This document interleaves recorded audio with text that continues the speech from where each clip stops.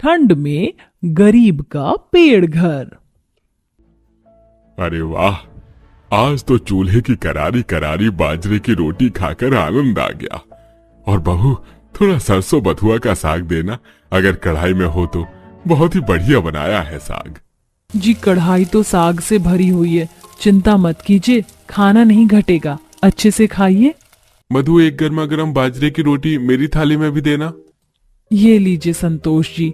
सोनू, खुशी, तुम दोनों सरसों बथुआ का साग और बाजरे की रोटी लोगे? नहीं माँ, मेरा पेट भर गया है, मुझे बस मेरे हिस्से का गाजर का हलवा दे दो, मुझे गर्मा गर्म हलवा खाना है। मधु मुस्कुराकर पत्तों की कटोरी में गर्मा गर्म गाजर का हलवा डालकर बच्चे को देती है। जहां सुबह सुबह जंगल में हर तरफ कुहासा फैला हुआ था। जमीन पर मोटी मोटी जड़ें फैली हुई थीं जो जमीन की जड़ों में जा रही थीं। जहां एक गरीब परिवार ने आश्रय लिया हुआ था, जहां पत्तों के बिछौने पर बैठे सदस्य खा रहे थे और धुएं में जूझते हुए बहू मिट्टी के 3 चूल्हे पर खाना बना रही थी। पेड़ घर के अंदर का नजारा देखकर ऐसा लग रहा था जैसे गरीब परिवार में दावत चल रही थी। तो क्या इतनी कहर ढाते ठंड के माहौल में ये परिवार पेड़ घर में पिकनिक मनाने आए थे? मगर सबकी गरीब वेशभूषा तो कुछ अलग ही बयां कर रही थी। सावित्री, मैंने कभी ख्वाब में भी ऐसे खुशहाल मंजर की कल्पना नहीं की थी। हमारा परिवार इस तरह पेड़ घर के अंदर कड़कड़ाती ठंड में गर्मा गर्म दावत खाएंगे। अजी, ये दावत जो हम खा रहे हैं ये बहू की मेहनत का फल और सिला है। बहू ने इस कथन को पूरा कर दिया कि एक बहू लक्ष्मी और अन्नपूर्णा दोनों का साक्षात रूप होती है, वरना आज हम ना जाने कहाँ भटक रहे होते। ये कहते हुए सावित्री देवी की बूढ़ी आंखें आंसुओं से भीग जाती हैं जब ये परिवार किस कदर कड़ाके की ठंड में दुख भरे पल काट रहे थे। अरे ये कौन कमबख्त कंबल की छीना छानी कर रहा है? इतने में सर्दी लगने से सावित्री देवी की नींद खुल जाती है। वह खुद को दीवार की तरफ पाती है। पूरा परिवार एक कंबल में एक तरफ एक होकर सो रहे थे। दीवार की दरार से बर्फीली हवा घर में घुस रही थी। देखो तो सबके सब खुद कैसे खर्राटे भरकर सो रही हैं और मुझे दीवार की तरफ धकेल दिया। जी खिसको तोड़ा इधर। तुम्हारा तो रोज का यही धंधा है सावित्री, सवेरे सवेरे दाना पानी लेकर मुझ पर ही चढ़ जाती हो। एक तो सारी रात ठंड के मारे नींद भी नहीं पड़ती मुझको। सर्दी के उस समय सुबह के 5 बजे दोनों सास ससुर में बहसबाजी होती देखकर बहू मधु उठकर बैठ जाती है। माँ जी, बाऊ जी, आप झगड़िए मत, अच्छे से सो जाइए। अरे बहू, तू भी बिस्तर में रह, बाहर क्यों निकल रही है? अभी तो पूरी तरह भोर नहीं हुई है। नहीं माँ जी, मैं जंगल जा रही हूँ महुआ चुनकर लाने, वरना कोई और चुनकर ले जाएगा। बेचारी गरीब बहू एक पुरानी फटी शॉल में खुद को ढककर जंगल आ जाती है, जहां रुई की तरह सफेद धुंध छाई थी और जमीन पर सफेद महुआ मोतियों की तरह बिखरे हुए थे। कितनी सर्द हवा बह रही है। आज तो काफी ज्यादा मात्रा में पेड़ से महुआ टपका है। कुछ भी अभी जाकर रोटी बना दूंगी और कुछ को धूप में सुखाकर ओखली में रख दूंगी, बाद में भरण पोषण के काम आएंगे। वैसे भी अभी तो संतोष जी के पास कोई काम धाम नहीं है। ठिठुरते हुए महुआ और ईंधन लेके वो घर लौटकर महुआ की रोटी बनाकर सबको परोसती है। सब मिलकर थोड़े में ही खाकर गुजारा करते हैं।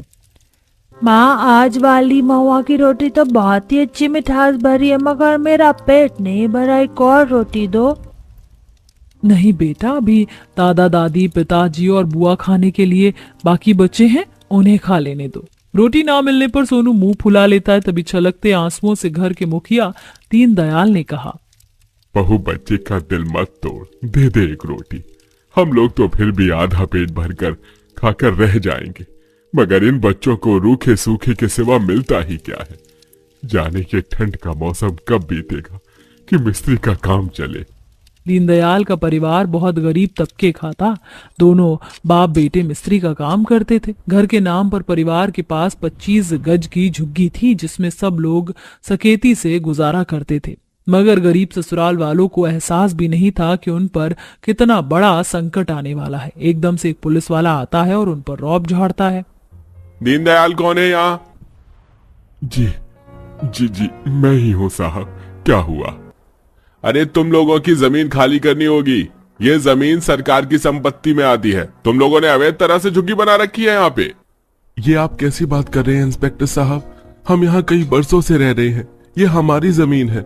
आप हमें यहाँ से बिना नोटिस के नहीं निकाल सकते। अच्छा तो अब तुम मुझे 2 टके के गरीब सड़क छाप लोग कानून पढ़ाओगे? एक तो इतने सालों से सरकारी जमीन पर मजे उड़ा रहे हो। मैं चाहूं तो तुम पूरे परिवार को जेल में डाल सकता हूँ, फिर पिसते रहना जेल की चक्की, वरना शराफत से निकल लो यहाँ से। आंखों में आंसू लिए ससुराल वाले सामान बांध कर निकल जाते हैं। तभी दुख भरे दिल से सावित्री बोलती है, हम तो ये घर छोड़ रहे हैं दरोगा बाबू, मगर याद रखना गरीब का रुआ नोच कर तुम भी नहीं पलोगे, हाय पड़ेगी तुम पर। ये सुनकर पुलिस वाला भड़क कर लाठी चलाता है। हे राम हे राम। साली सन की बुढ़िया, चली जा वरना सारी चर्बी निकाल कर रख दूंगा। माँ तुम ठीक तो हो माँ? धिक्कार है तुम पर इंस्पेक्टर साहब, एक बुजुर्ग पर लाठी बरसाते हो। याद रखना ऊपर वाले की लाठी जब पड़ती तो आवाज नहीं होती। चलो मधु, किरण चलो यहाँ से। बेचारे गरीब ससुराल वाले सनसनाती सर्द हवाओं में दर दर भटकते हैं। चारों तरफ कोहरा छाया था, आसमान से ओले बरस रहे थे। खुशी मेरी बच्ची, क्या हुआ तुझे? हे भगवान संतोष जी, से तो तेज बुखार है। बुखार तो चढ़ेगा ही बहू, माघ का मौसम है, ठंड का कहर इस कदर सितम ढा रहा है। ऐसे में ना हमारे सर पर छत है ना गर्म कपड़े। भगवान हमारा इम्तिहान ले रहा है। माँ क्या इस क्षण में हम मर जाएंगे? बोलो ना। नहीं मेरे लाल, हम सब जिंदा रहेंगे। एकदम से बहू को जंगल का ख्याल आता है। सब लोग जंगल का रुख करते हैं जहां घने पेड़ ही पेड़ थे और जमीन के ज्यादातर हिस्से में जड़ें फैली थी। अब हमें इस जंगल में ही आश्रय लेना होगा। सब लोग देखिए यहाँ कितने विशाल मोटे तने वाले पेड़ हैं। जब ये पक्षी इन पेड़ों पर आसरा ले सकते हैं तो हम क्यों नहीं? मगर भाभी ये सारे पेड़ तो ठोस हैं, इसमें घर बनाना असंभव है। एकदम से बहू का ध्यान कटफोड़वा पर जाता है जो कि चोंच से पेड़ खोद रहा है। माँ जी जुगाड़ आ गया। बाबूजी संतोष जी वो देखिए, वो तना कटा पेड़, हम उसे ही कुल्हाड़ी से खोखला करते हैं। सब साथ मिलकर करेंगे तो जल्दी काम बन जाएगा। मगर मधु, हमारे पास इतने औजार भी तो नहीं है। भैया इस जंगल में कितने पत्थर हैं, मैं इससे औजार बना लेती हूँ। किरण सूझबूझ से पत्थर के पैने हथियार बना लेती है। सब लोग पेड़ की गहराई तक खोखला करके सीढ़ी बनाते हैं और नंदभा भी सफाई करती हैं। गरीब ससुराल वाले पेड़ घर में बस जाते हैं। शुक्र है इस पेड़ घर ने हमें ठंड के मौसम में गर्माहट प्रदान की है, मगर दिन भर की मेहनत के बाद भूख लग गई है। तभी बहू पत्तों की टोकरी में जंगल से कंद मूल फल ले आती है। उसके चेहरे पर संतोष का भाव था। ये देखिए, हम सबके लिए जंगल में ताजे ताजे अंजीर फल और जलेबी फल लाई हूँ, सब लोग इसे खा लीजिए। पूरा परिवार फलों से पेट भर लेते हैं। अगले दिन मधु तड़के सुबह उठकर जंगल से मिट्टी लेकर चूल्हा, मिट्टी के मजबूत बर्तन और खाना खाने के लिए पत्तों से पत्तल बनाती है और घास की रोटी बनाती है। यूं ही दिन ढलते हैं। माँ जी, बाऊजी, आपकी थाली में गर्मा गर्म रोटी दूं? नहीं बहू, उससे तो ये घास की रोटी ही नहीं खत्म हो रही। इतनी कड़क और फीकी है, जरा भी स्वाद मिठास नहीं है इन रोटी में। अजी क्या करोगे, मजबूरी में खाना तो पड़ेगा। इस सर्दी के मौसम के मौज से तो अमीरों के ही हैं, गरीब के भाग्य में तो इस तरह पेड़ों में गुजर बसर करना और सूखी रोटी खाना ही लिखा है। सावित्री का ऐसा कहना गरीब मधु को बहुत बुरा लगता है। अगले दिन वह जंगल में लकड़ी चुनने आती है तो जमीन की मिट्टी को बारीकी से देखती है। इस जंगल की मिट्टी तो कितनी उपजाऊ है और अभी सर्दियों का सीजन भी है। क्यों ना मैं थोड़ी बहुत खेती बाड़ी कर लेती हूँ, साग गाजर वगैरह लगा लेती हूँ, जिससे हमारा भरण पोषण भी होगा और ज्यादा मात्रा में सब्जी उगेगी तो बेचकर लाभ भी कमा पाएंगे। मधु पूरे जंगल में मौजूद छील कर कूड़े कचरे को इकट्ठा करती है और खाद बनाकर साग सब्जी उगा लेती है। साथ ही बाजरा, गेहूं, मक्का भी। लगभग 1 महीने के बाद उसकी खेती फलवंत हो जाती है और वह अपने ससुराल वालों को दावत करवाती है। बाबूजी, आपको एक और गर्मा गर्म बाजरे की रोटी दूं? नहीं बहू, मेरा तो पेट भर गया। 10-12 रोटी खा चुका हूँ बाजरे की। अब तो बस सोने की इच्छा है। भले इस पेड़ घर में पक्के मकान जैसी सहूलियत मौजूद नहीं है, लेकिन यहाँ चैन और सुकून की नींद आती है। सच में जी, इस पेड़ ने ठंड के कड़कड़ाते मौसम में छत प्रदान की। हम सदा इस प्रकृति के आभारी रहेंगे। चल बहू, अब तू भी खा ले, वरना बाजरे की रोटी ठंडी हो जाएगी तो स्वाद नहीं आएगा। गर्मा गर्म खाने पर ही अच्छा लगता है। अंत में बहू पेड़ घर में दावत खाती है और सास चूल्हे पर खाना बनाती है। पूरे घर के बीच गरीबी में मेल जोल उनकी एकता को दर्शा रहा था। लगता नहीं आज ये चूल्हा जलने वाला है। कब से इसे जलाने की कोशिश कर रही हूँ। अरे न जाने भगवान भी हमें कैसे दिन दिखा रहा है। इस कड़ाके की ठंड में न रहने के लिए ढंग का घर है और न खाने के लिए खाना। और तुम क्या कर रहे हो? इससे तुम्हारी और भी ज्यादा तबीयत खराब हो जाएगी। अरे क्या करूं? अगर छत पर से ये बर्फ नहीं हटाई तो और भी ज्यादा सर्दी लगेगी। इस बर्फ को हटाकर इस तिरपाल को डाल देता हूँ। शंकर अपने झोपड़ी के छत से बर्फ हटाकर उस पर तिरपाल बिछा देता है। तिरपाल बिछाने के बाद शंकर दुलारी के साथ चूल्हा जलाने में उसकी मदद करने में लग जाता है। तभी उन्हें आवाज आती है, माँ, पिताजी। माँ, पिताजी, अब ठीक तो है ना? शंकर और दुलारी जैसे ही पीछे मुड़कर देखते हैं, वह अपनी बेटियों को देखकर हैरान रह जाते हैं, लेकिन दुलारी अपनी बेटियों को गले लगा लेती है। मुझे तो लगा था तुम दोनों अपने बूढ़े माँ बाप को भूल गए हो। कितने दिनों बाद आई है तू। अरे तुम दोनों वहां क्यों खड़ी हो? आहा, अंदर भी आ जाओ। जहां एक तरफ बूढ़े माँ बाप बद से बदतर जिंदगी बिता रहे थे, वहीं दूसरी तरफ शंकर और दुलारी की बेटियां महंगी गाड़ियों में से उतरी थी। महंगे कपड़े, महंगा पर्स। आखिर ये सब कैसे? माँ बाप के पास रहने के लिए घर तक नहीं था, खाने को खाना नसीब नहीं था, और बेटियां महंगी गाड़ियों में से उतर रही थी। तो आखिर क्या था इसकी वजह, जो गरीब माँ बाप की ये अमीर बेटियां अपने माँ बाप को इस हाल में छोड़ चुकी थी? इसे जानने के लिए हमें कहानी में थोड़ा पीछे चलना होगा। शंकर और दुलारी अपनी 2 बेटियों के साथ हंसी खुशी अपना जीवन बिता रहे थे। शंकर और दुलारी की दोनों ही बेटियां शादी योग्य हो चुकी थी।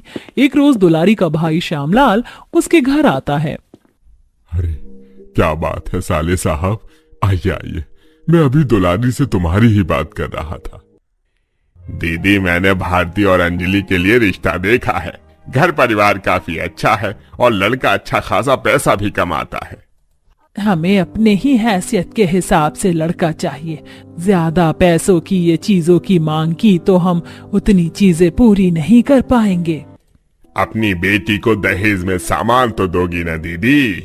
वो लोग दहेज में पैसा नहीं मांग रहे, बस उनका कहना है कि शादी धूमधाम से होनी चाहिए। हाँ ठीक है, हम अपनी बेटियों के लिए इतना तो कर ही सकते हैं। तो साले साहब, आप बात कर लीजिए और इस बात को आगे बढ़ाइए। श्यामलाल अपनी भांजियों की शादी के लिए लड़के वालों से बातचीत करता है। लड़के वाले भी अब लड़की देखने के बाद रिश्ता मंजूर कर देते हैं। लड़के वाले काफी अमीर थे और शंकर का परिवार काफी साधारण, लेकिन शंकर ने अपनी दोनों बेटियों को काफी पढ़ाया लिखाया था। माँ, मुझे आपसे ये पूछना है कि जब लड़के वाले इतने पैसे वाले हैं तो उन्होंने आपसे मांग भी काफी ज्यादा की होगी। हम लोग इतना कुछ कैसे कर पाएंगे? तुझे इन सब चीजों की चिंता करने की जरूरत नहीं है। तेरे पिताजी और मामा सब देख लेंगे। बस मैं उदास हूँ तो इस बात से कि अब तू अपने घर चली जाएगी और मैं अकेली रह जाऊंगी। कैसे बातें कर रही हो माँ? ऐसा कुछ भी नहीं है, हम हर महीने आपसे मिलने आया करेंगे। देख रही हो ना माँ, अभी से ये कह रही हैं कि हम हर महीने आए करेंगे, यानी इसका भी ससुराल जाने का पूरा मन है। तो अपना देख, मुझे मत बता कि मेरा मन क्या है क्या नहीं। ऐसे ही समय बीतता है और शंकर और दुलारी अपनी दोनों बेटियों की शादी बड़े धूमधाम से करते हैं और दोनों की शादी एक ही मंडप पर होती है। लड़के वाले अच्छे खासे पैसे वाले थे, उस हिसाब से शादी की सारी व्यवस्था की जाती है और शंकर अपनी दोनों बेटियों को सामान देने में भी कोई कंजूसी नहीं करता है। लेकिन इन सब के बीच शंकर और दुलारी अपनी जमा पूंजी, खेत, गहने, हर चीज बेच देते हैं, यहाँ तक कि जिस घर में वो रह रहे थे वो भी। दीदी और जीजा जी, आपको ये घर बेचना नहीं चाहिए था भाई। अगले 2 दिन में आपको ये खाली करना होगा, उसके बाद आप लोग कहाँ जाएंगे? घर, पैसा, जमीन, बेशक ये सब चला गया हो, लेकिन मेरी दोनों बेटियां जिस घर में गई हैं उस घर में खुश रहें, मैं बस इतना ही चाहती हूँ। और रही बात हम दोनों के रहने की, तो हम दोनों अपनी व्यवस्था कर ही लेंगे। दुलारी बिल्कुल ठीक कह रही है, हम दोनों अपनी व्यवस्था कर ही लेंगे, तुम चिंता ना करो। शंकर और दुलारी ठीक 2 दिन बाद अपना घर भी छोड़ देते हैं जो कि उन्होंने बेच दिया था। अब दोनों अपने पक्के मकान से निकलकर गांव में ही एक घास फूस की झोपड़ी बनाकर गुजर बसर करने लगते हैं। दुलारी, तूने अपनी दोनों बेटियों के लिए जो किया है वो शायद ही कोई दूसरा करेगा। अपना घर, जमीन, हर चीज बेचकर तुम दोनों आज यहाँ रह रहे हो। 4 दिन की जिंदगी है, इस घास फूस की झोपड़ी में आराम से कट जाएगी। बस दिक्कत तो इस 2-3 महीने की सर्दी भर है, वरना तो इसमें भी नींद आनी ही है। लेकिन कुछ भी कहो दुलारी, तूने अपनी बेटी की शादी जितने धूमधाम से की उस हिसाब से आज तक गांव में किसी की शादी नहीं हुई है, मान गए तुझे।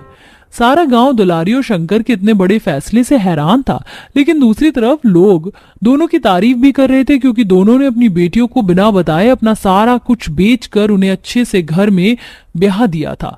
अब दिन ब दिन कई महीने बीत जाते और दुलारी और शंकर अपनी बेटी का इंतजार कर रहे थे, लेकिन उनकी बेटी उनसे शादी के कई महीनों बाद तक मिलने नहीं आई थी। कई महीने बीत गए, भारती और अंजलि हमसे मिलने भी नहीं आए हैं। कहीं हमने कोई गलती तो नहीं कर दी या फिर कोई कमी जो उनके ससुराल वाले उन दोनों को आने नहीं दे रहे। अरे कल ही तो बात हुई है तुम्हारी बेटियों से, कह तो रही थी ना नए साल में आएंगे, तुम चिंता क्यों कर रही हो? उनसे मिलने की जितनी खुशी है उतना ही दुख मुझे इस बात का है कि वो दोनों हमें इस हाल में देखकर परेशान ना हो जाएं। तुम चिंता ना करो, मैं संभाल लूंगा।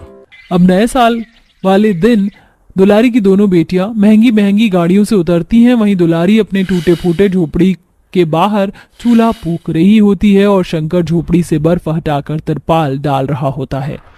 ये सब क्या है माँ? आप लोगों की ऐसी हालत कैसे हुई? हाँ माँ बोलिए, ये सब क्या है? जब हम घर पर गए तो वहाँ कोई और रह रहा था। गांव की फुलवा काकी ने कहा कि आप लोग गांव के दूसरे तरफ एक छोटी सी झोपड़ी में रह रही हैं। अरे बेटी अंदर आजा, बाहर कितनी ठंड है, सब बताती हूँ। अरे अंदर आ जाओ, उसके बाद बात करते हैं। वैसे कोई घबराने वाली बात नहीं है, सब कुछ अच्छा है। तुम दोनों ठीक तो हो ना? और ससुराल में सब कैसे हैं? सब ठीक है पिताजी, लेकिन आप लोग ऐसे रह रहे हैं, मैं कुछ समझ नहीं पा रही हूँ। शंकर और दुलारी अपनी बेटियों को सारी बात बता देते हैं कि आखिर उनकी शादी के लिए जो पैसे उन्होंने लगाए थे उसमें उन्होंने अपना घर, जमीन, गहने सब कुछ बेच डाला, तब जाकर उन्होंने उन दोनों की शादी की। ये सुनकर अंजलि और भारती अपने माँ और पिता को गले लगाकर फूट फूट कर रोने लगती हैं। नहीं पिताजी, हम लोग आपको इतने दुख में नहीं देख सकते। आपने हमारी जिस घर में शादी की है वो घर सचमुच में बहुत बड़ा और अच्छा भी है, वहाँ किसी चीज की कमी नहीं है, लेकिन हमें वहां तक पहुंचाने के लिए आपने अपना सब कुछ दांव पर लगा दिया। ये हम कैसे देख सकते हैं? हाँ, हम ये सब कैसे देख सकते हैं, आप चिंता मत कीजिए, अभी आपकी बेटियां जिंदा हैं। भारती और अंजलि अपनी माँ और पिता को इस हाल में नहीं देख पा रहे थे। वो अब अपने माता पिता के लिए घर की सारी चीज, चूल्हा, हीटर, बर्तन, बिस्तर, रजाई सब कुछ खरीदती हैं और तो और गांव के जमींदार से अपने माँ पिता का पुराना घर भी उन्हें दिलवाती हैं और सब कुछ पहले जैसा हो चुका था, बल्कि पहले से भी बेहतर। 2 से 3 महीने हमने बहुत दिक्कतों में बिताए हैं। हमारे पास खाने को खाना नहीं, रहने को घर नहीं, और ये कड़ाके की ठंड हमारे लिए किसी श्राप से कम नहीं थी। लेकिन तुम दोनों ने हमें फिर से वहां लाकर रख दिया जहां आने की हमने दोबारा सोचा नहीं था। पिताजी, आप लोगों ने जब इतना बड़ा फैसला हम दोनों के बिना पूछे ले लिया, तो क्या हम आपके लिए इतना भी नहीं कर सकते? दुलारी और शंकर अब अपने पुराने घर में खुशी खुशी रहने लगे। उनके पास गैस चूल्हा, हीटर, बिस्तर, खाने पीने की किसी चीज की कोई दिक्कत नहीं थी। गरीब माँ की अमीर दो बेटियों ने अपने माँ बाप को दोबारा वो खुशी दिला ही दी थी जो उनसे छिन गई थी। वेल प्यारे दर्शकों, क्या आप भी हमारी इस कहानी से सहमत हैं? अगर बेटियां चाहें तो अपने माँ बाप को कभी बेटों की कमी महसूस ना होने दें, जैसा कि हमारी कहानी की इन दो अमीर बेटियों ने किया। तो दोस्तों, कैसी लगी आपको हमारी ये कहानी? हमें कमेंट में जरूर बताएं।